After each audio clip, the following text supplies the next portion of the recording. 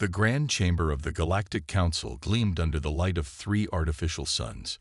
The massive room, designed to hold representatives from 47 spacefaring species, buzzed with whispers and barely contained laughter. At the center of this mockery stood Ambassador Jack Reynolds, his gray suit neat and pressed, his face carefully blank as he watched his presentation conclude. "And these," he had said moments ago, showing the hologram of Earth's newest space fleet, "are our latest exploration and trade vessels." The laughter, which had been politely restrained until then, burst forth like a broken dam. The sound echoed off the crystalline walls, multiplying until it seemed the entire universe was laughing at humanity's expense. Lord Bright, the crystalline being who led the council, raised a glittering appendage. Light rippled through his transparent form as he spoke, his universal translator converting his light patterns into words. "Ambassador Reynolds," he said, amusement clearly visible in the rainbow patterns flowing through his crystalline body. "Surely you jest. These vessels are barely larger than our personal transport ships." Reynolds kept his hands relaxed at his sides, though inside he felt his frustration growing. "I assure you, Lord Bright, these ships represent humanity's best engineering achievements. They are efficient, practical, and—" "Primitive," interrupted another council member, this one a massive gas-based being floating in a containment field. "Your largest vessel is only 200 meters in length. Our cargo haulers are 20 times that size." More laughter filled the chamber. Reynolds noticed how the council members' massive bodies filled their equally massive seats. Everything in their culture was built on a grand scale, from their mile-long personal yachts to their planet-sized space stations. The human ships looked like toys, someone called from the upper tiers. "Perhaps we should display them in our museums as examples of early space travel." Reynolds took a deep breath. He had expected this reaction, had been warned by his superiors that the council would not understand Earth's approach to space travel. Humanity had learned early on that bigger wasn't always better. Their ships were small, yes, but they were also fast, efficient, and easy to maintain. Lord Bright's voice cut through the continuing laughter. "Ambassador Reynolds, while we appreciate Earth's attempt at joining the galactic community, we must be honest. Your technology is simply too primitive for full membership status." The crystalline being's colors shifted to what might have been a patronizing blue. "The Council has decided to classify Earth as a developing species. You will be allowed limited trade rights in designated sectors, under supervision of course, for your own safety." Reynolds felt his jaw tighten, but maintained his diplomatic smile. "With respect, Lord Bright, I must remind the Council that our ships have demonstrated excellent performance in all standard tests." "Performance is not everything, Ambassador," Lord Bright replied. "Look around you. Every advanced civilization here understands that true progress means building bigger, more powerful vessels. Your tiny ships, while charming, simply do not meet galactic standards." From his elevated podium, Lord Bright gestured to the massive viewing window behind him. Outside, a parade of enormous ships drifted past, each one a city in space, gleaming with advanced technology and bristling with power. "This is what real space travel looks like, Ambassador. When humanity is ready to think bigger, we will welcome you as full members." Reynolds gathered his presentation materials, his movements careful and measured. He had served in Earth's diplomatic corps long enough to know when a battle was lost. But something in his gut told him this wasn't over. "Thank you for your time, honored Council," he said, his voice steady. "Earth looks forward to proving our worth in the years to come." As he walked out of the chamber, the laughter followed him. But Reynolds wasn't worried. Humanity had always been underestimated, had always been mocked for their primitive solutions, and somehow they always managed to have the last laugh. He just didn't know how soon that laugh would come. 3 months after the humiliating council meeting, things began to change. It started with small reports, just whispers at first. Then the whispers grew into worried conversations, and finally into full-blown panic. Ships were vanishing. Not just any ships, but the massive vessels that the Council races were so proud of. The first to go was the Star Merchant, a luxury trading vessel nearly 3 kilometers long. It simply disappeared during a routine jump between systems. No debris, no distress call, nothing. In the same council chamber where they had laughed at human ships, Lord Bright now floated nervously, his crystalline form flickering with worried patterns of orange and red. "Another one?" he asked, his light patterns sharp and jerky with stress. "Yes, my lord," reported the security chief, a massive being who looked like a walking mountain of metal. "The Paradise Walker disappeared 6 hours ago. That makes 5 major ships in 2 weeks." The council chamber, once filled with laughter, now hummed with fearful murmurs. The Paradise Walker had been one of their greatest achievements, a ship so large it could carry a small city's population in ultimate luxury. "It must be pirates," suggested one council member, their tentacles waving in agitation. "Pirates leave debris," countered another. "Pirates send ransom demands. This is different." Lord Bright's colors swirled in thought. What about the trade routes used by the developing species? Any disappearances there? The security chief checked his data. "That's the strange part, my lord. The smaller ships, especially the human vessels, report no problems. They're continuing their routes as normal." This news caused even more worried whispers. How could the mighty ships of the council races be vanishing, while primitive human vessels sailed through space without issue? In his office on Earth's orbital station, Ambassador Reynolds received the reports with growing concern. He had just finished a call with Captain Lisa West, one of Earth's most experienced space traders. "It's getting weird out there, sir," she had told him. "Those big alien ships are avoiding the major routes now. We passed 3 of our regular trade spots, and they were completely empty. Never seen anything like it." Reynolds looked out his window at Earth's fleet. The ships that the Council had mocked for being too small now seemed to shine with a different kind of importance. He pressed a button on his desk. "Get me Admiral Wilson," he said to his assistant. "Tell him it's urgent." While the Council races panicked, human ships continued their work. They were too small to be impressive, too simple to be admired, but they kept flying while the giants of space disappeared one by one. In the deep black between stars, Captain West guided her ship, the Swift Trader, through another routine journey. Her ship was only 150 meters long, tiny by Council standards, but as she passed the last known location of the Paradise Walker, her instruments picked up something strange. The space around her seemed to ripple, like heat waves over hot pavement. Her ship's sensors screamed warnings about gravitational distortions, but by the time the alarm sounded, the Swift Trader had already passed through the area safely. "Log this," she ordered her crew, "and send a copy directly to Admiral Wilson." Back in the council chamber, Lord Bright received more bad news. 2 more massive ships had vanished. His crystal form had turned a pale, sickly yellow. "Perhaps," suggested a council member quietly, "we should consider requesting help from the humans." The very idea would have been laughable 3 months ago. Now, no one laughed. In Earth's military headquarters, Admiral Wilson studied the reports from all the human ships. A pattern was forming in his mind, but he kept his thoughts to himself. Years of dealing with the Council had taught him one thing. Sometimes it was better to watch and wait. As he looked at the star map showing all the disappearances, he couldn't help but notice that every single vanished ship had one thing in common. They were all the ships that had once made humanity's vessels look like toys. Dr. Reed sat in her dimly lit lab, staring at data from an old space probe Earth had launched decades ago. While the Council races focused on building bigger ships, humans had scattered thousands of tiny probes across the galaxy. Now those simple machines were proving their worth. "Admiral," she called, not taking her eyes off the screen. "You need to see this." Admiral Wilson walked over, his steps quick but quiet. On the screen, waves of energy pulsed across space like ripples in a pond. The probe had been recording these patterns for years, but nobody had thought them important until now.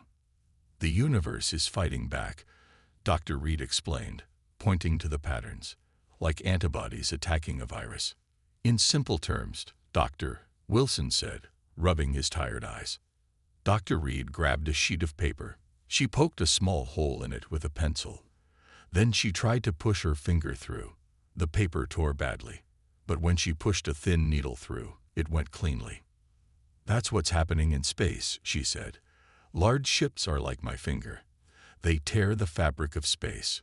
But small ships, like our fleet, are like the needle." Wilson finished.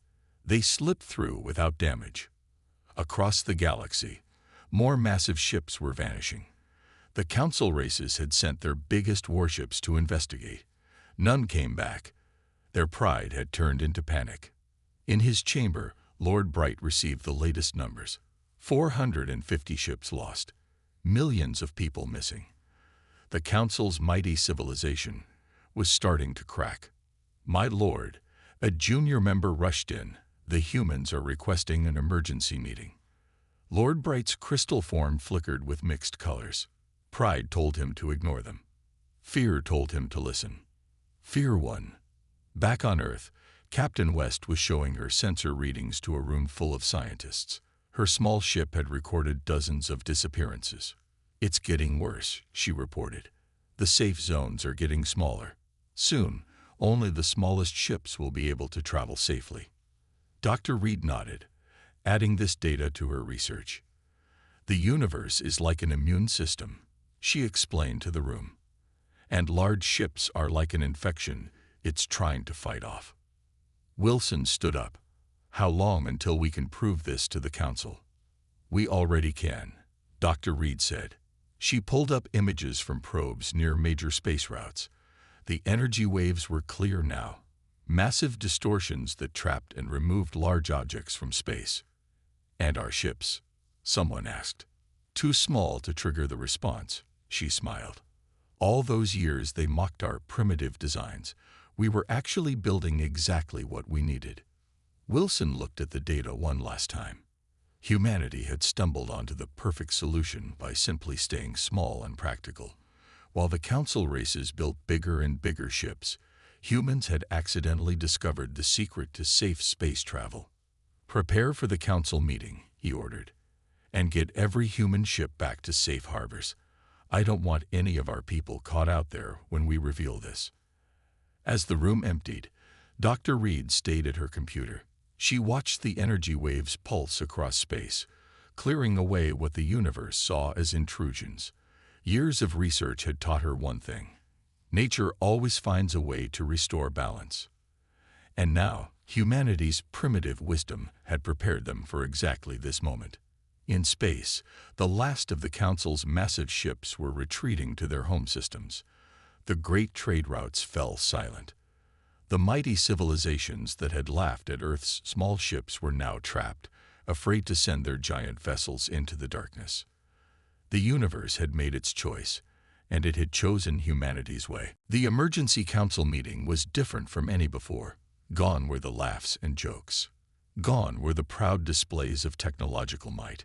Instead, fear filled the great chamber as Admiral Wilson walked to the center. He carried no fancy technology, just a simple paper folder. The council members watched him nervously. Even Lord Bright's crystal form had dulled to an anxious gray. 3 months ago, you called our ships primitive," Wilson began, his voice calm but firm. "Today, I'm here to tell you why those primitive ships are now your only hope." He opened his folder and spread out simple printed pictures. They showed the energy waves Dr. Reed had discovered, the strange patterns in space that were swallowing large ships. "The universe," Wilson explained, "has rules. We just found out what they are." A council member floated forward. "What do you mean, rules?" Wilson held up 2 pictures. One showed a massive council ship vanishing into a spatial tear. The other showed a human vessel passing safely through the same area. "Think of space like a pond," Wilson said. "Drop a small pebble in, and the water barely ripples. Drop a boulder, and you get waves that disturb everything." The council chamber was silent now. Every being there understood what he meant. Their mighty ships were the boulders, crashing through space. Human vessels were the pebbles, slipping quietly through the cosmos. Impossible, someone whispered. Space doesn't work that way. But the evidence was clear. Dr. Reed's data showed it all. How the universe was developing defenses against large-scale disruptions. How it was removing anything that caused too much damage to its fabric. Your ships are too big, Wilson continued. They tear space itself. But our vessels, he smiled slightly. Well, sometimes being primitive has its advantages. Lord Bright's color shifted to a deep blue of understanding. All this time, he said quietly, we thought bigger meant better. We thought we were advancing. While we stayed small and simple. Wilson nodded. Sometimes the simplest solution is the right one. He showed them more data. The safe zones for large ships were shrinking every day.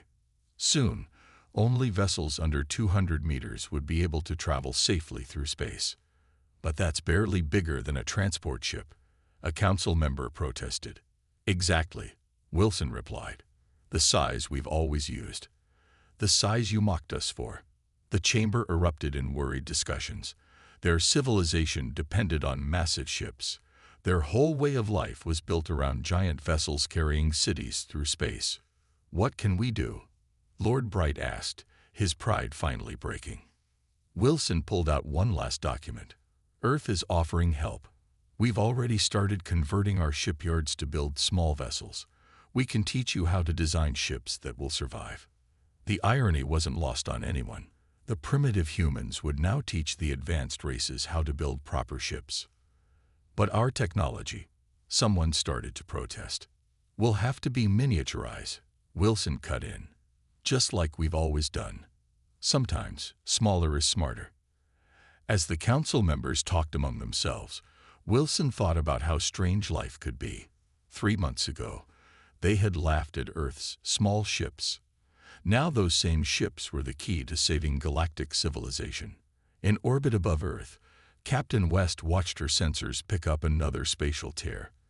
But her small ship, once mocked as primitive, sailed smoothly through the disturbance. Control, this is Swift Trader, she reported. Path is clear for vessels under 200 meters, just like we thought. The smaller the ship, the safer the journey. The universe had taught them all a lesson. In the end, it wasn't about who could build the biggest ships. It was about who could build the right ones. And humanity, with their primitive ways, had been right all along. The great market halls of Station Prime, once bustling with trade from across the galaxy, stood empty. Giant cargo bays designed for massive ships gathered dust. In the council's main chamber, the emergency alarms hadn't stopped ringing for days. Food supplies on Centauri Hub are critical, reported a worried council member. Without the big transport ships, they have only 3 days of food left. The medical station in the Rigel sector is running out of supplies, added another. They can't treat patients without medicine. Lord Bright's crystal form had turned almost black with stress. The mighty council races, who once ruled the stars with their enormous vessels, were now trapped in their own systems. Their great ships, too dangerous to fly, sat useless in their ports.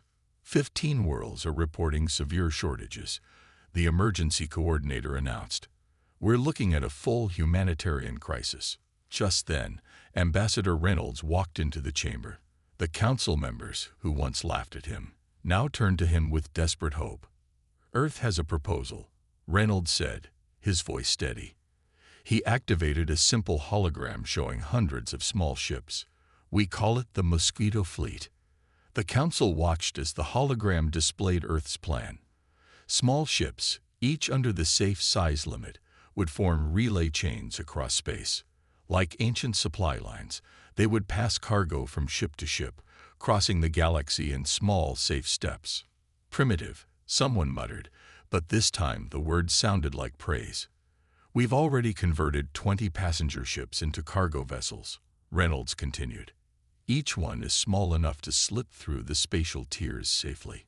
We can start emergency deliveries immediately. Lord Bright floated forward, His pride battled with his duty to help his people. Duty 1. How soon can you reach Centauri Hub? He asked quietly. Reynolds checked his tablet. We have 5 ships ready to launch now. They can reach Centauri Hub in 12 hours. The council chamber burst into relieved murmurs. Their own mighty ships would have made the journey in 6 hours, but now speed mattered less than actually arriving. And the cost? Lord Bright asked. Reynolds smiled slightly. Consider it a gesture of goodwill between civilizations. In orbit above Earth, the first wave of emergency ships prepared to launch. Captain West, now leading the relief effort, looked at her fleet of tiny vessels with pride. Remember, she told her pilots, slow and steady. Better to arrive a bit late than not arrive at all. The ships moved out in groups of 5, each carrying essential supplies. They looked like toys compared to the council's stranded giants, but they flew with confidence through the dangerous space. Back in the council chamber, the mood had shifted from despair to cautious hope. The first reports were coming in. Human ships successfully delivering supplies to stranded worlds. They've reached the medical station, announced the coordinator. Critical medicines are being unloaded now. Lord Bright watched the reports flow in. Each successful delivery was a reminder of how wrong they had been about humanity's primitive ships. We need to talk about the future, he said finally. Our civilization cannot survive without trade and transport. Reynolds nodded. Earth is willing to share our ship designs. We can help you build vessels that will work in this new reality. The council members looked at each other. Their mighty ships, their greatest pride, were now useless. Learning from humans was their only choice. Your wisdom, Lord Bright said carefully, was greater than we understood. Outside the chamber, more small ships launched from Earth. They carried not just supplies, but hope. Hope that civilization would survive, even if it had to learn to think smaller. In her ship, Captain West watched another spatial tear form and dissolve harmlessly around her vessel. The universe had changed the rules, and humanity's primitive ways had turned out to be the answer all along. Sometimes, she thought, being underestimated was the greatest advantage of all. 1 month into the crisis, Earth's shipyards worked around the clock. The sound of construction filled the orbital stations as hundreds of small ships took shape. What had once been a source of mockery was now the galaxy's greatest hope. Admiral Wilson stood in the main control room, watching the activity through the massive window. A holographic display showed green dots moving across space, each one a human ship successfully completing its mission. Status report, he called out. Fleet 7 just reached the Orion colonies. An officer responded. Fleet 3 is delivering medical supplies to the Pleiades sector. No ships lost, sir. All missions successful. Wilson nodded, remembering how the council had laughed at these same ships just months ago. Now those small vessels were saving millions of lives. In deep space, Captain West led a convoy of 10 ships through a particularly dangerous sector. Her fleet moved carefully, maintaining safe distances between each vessel. Energy distortion ahead, her sensors officer reported. Standard procedure, West ordered calmly. Spread formation, minimum size profile. The ships spread out, making themselves as small as possible in space. Ahead of them, the void twisted and rippled like a hungry mouth. But the human ships, small and nimble, slipped through without trouble. Another safe crossing, West reported back to Earth. Delivering food supplies to Blue Star Station in 30 minutes.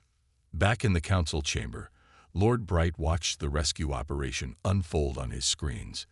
His crystal form glowed with mixed emotions, shame at how they had treated humans, relief that help had come, and amazement at how effective these primitive ships were proving to be.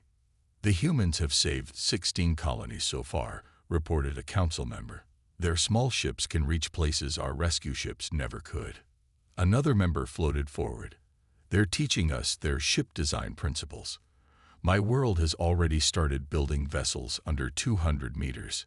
Lord Bright turned his attention to a new report. The humans weren't just delivering supplies. They were sharing their knowledge.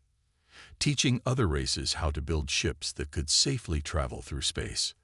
Their engineering is elegant, someone said. Simple, but perfect for our needs. In Earth's main shipyard, Dr. Reed walked through a classroom filled with alien engineers. She pointed to a simple diagram showing ship design principles. The key is efficiency, she explained. Every system must be compact. No wasted space, no unnecessary size. The alien engineers took notes eagerly. These were the same beings who had once dismissed human technology as primitive. Now they learned Earth's methods like students studying at the feet of masters. Captain West's convoy reached Blue Star Station, their small ships sliding easily into docking bays designed for vessels 10 times their size. The station's inhabitants, tall beings who had once towered over humans in pride, now bowed in gratitude as food and supplies were unloaded. "Thank you," the station master said, his voice humble. "Without your ships, we would not have survived." West smiled, remembering how this same station had once refused to let human ships dock because they were too basic. "We're happy to help," she said simply. "That's what neighbors do." In orbit around Earth, another fleet of small ships prepared to launch. Their crews worked with quiet confidence, knowing their primitive vessels were exactly what the galaxy needed. Admiral Wilson read the latest reports with satisfaction. Not a single human ship had been lost. Not one mission had failed. The simple, practical approach that Earth had always followed was proving to be the wisest path all along. Sometimes, he murmured to himself, the universe has a way of teaching us what really matters. Out in space, hundreds of green dots moved steadily between the stars, carrying hope and help to those in need.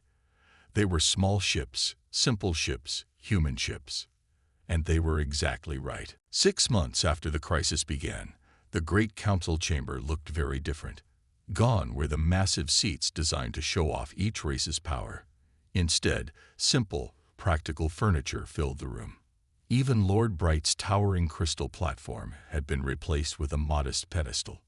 Ambassador Reynolds walked into the chamber, remembering the day they had laughed at his presentation. Today, no one was laughing. Instead, they rose in respect as he approached.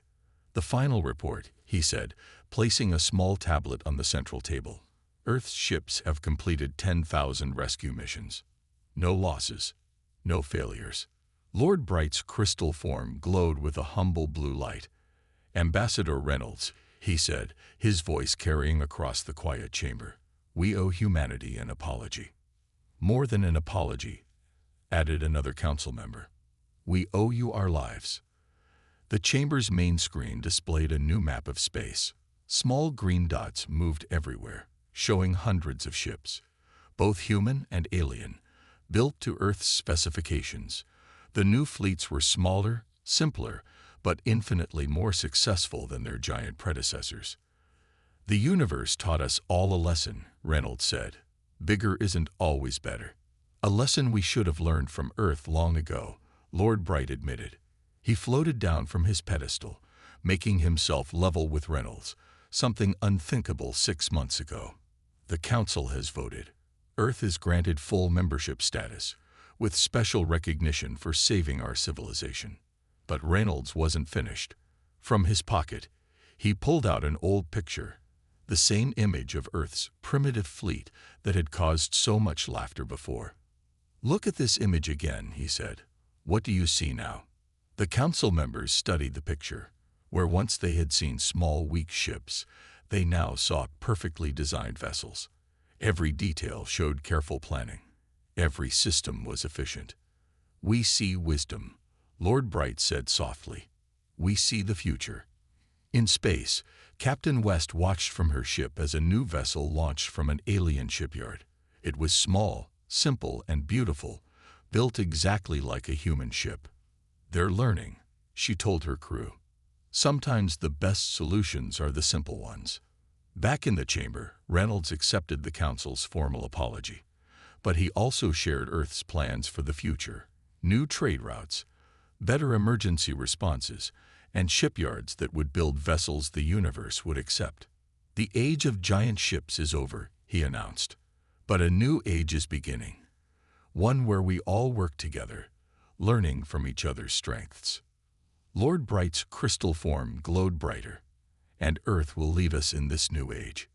Your primitive wisdom has proven greater than all our advanced pride." The chamber erupted in applause. Real applause this time, not the mocking laughter of before. Reynolds looked around at the changed council. They had lost their arrogance, but gained something more valuable: understanding. Admiral Wilson, watching from Earth via video link, smiled as he remembered those first difficult days. The crisis had changed everything. But perhaps that change was needed. "Sometimes," he said to Dr. Reed, who stood beside him, "the universe has strange ways of bringing people together." As the council meeting ended, Reynolds looked out at the stars through the chamber's window. Small ships moved smoothly through space, carrying the hopes and dreams of a humbler, wiser galaxy. The council had mocked human ships once, but in the end, those simple vessels had saved them all. It wasn't just about the size of the ships. It was about the wisdom to build what was right, not what was impressive. And that was a lesson worth learning, even if it took a crisis to teach it. In the darkness of space, humanity's primitive wisdom now lit the way forward, guiding all races toward a better future. Sometimes, being underestimated was the greatest gift of all.